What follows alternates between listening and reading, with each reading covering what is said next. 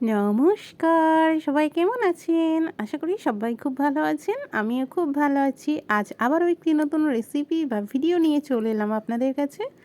আজ আমি বানিয়েছিলাম বাড়িতেই পাপড়ি চাট।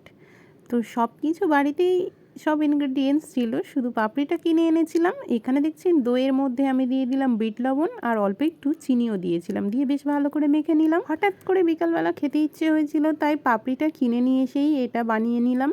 প্রথমে দেখুন আমি প্লেটের মধ্যে পাপড়িগুলি একে একে নিয়ে নিলাম। এই এক প্যাকেট পাপড়ি নিয়েছিল 50 টাকা।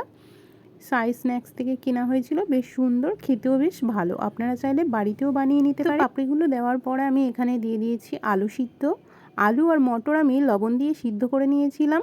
মটরটা একটা সাইডে রেখেছি আর আলুগুলিকে ছোটো ছোটো করে কুচি করে কেটে নিয়েছি। আলু দেওয়া হয়ে গেলে দিয়ে দিলাম আমি এখানে পেঁয়াজ কুচি, কাঁচা লঙ্কা কুচি আর দেবো এর উপরে শসা কুচানো।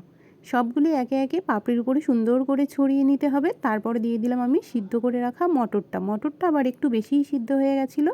যাই হোক, এরপরে আমি দিয়ে দিলাম এখানে শুকনো মশলা। এতে আছে জিরে, ধনে, শুকনো লঙ্কার একটু গোলমরিচ ড্রাই রোস্ট করে মিক্সিতে গুঁড়ো করে নিয়েছি। মশলাটা সুন্দর একটা স্মেল বেরোচ্ছে। তারপরে আমি এখানে দিয়ে দিয়েছি চাটনি, তেঁতুলের চাটনি, টকঝাল মিষ্টি চাটনি। এটা দিয়ে দিলাম তেঁতুলের চাটনিটা অল্প করে উপর থেকে ছড়িয়ে দিলাম। তারপর দিলাম ধনিয়া পাতার চাটনি, ধনিয়া পাতা, রসুন, লেবুর রস, লবণ, চিনি দিয়ে ভালো করে এই পেস্টটা করেছিলাম ধনিয়া পাতার চাটনি।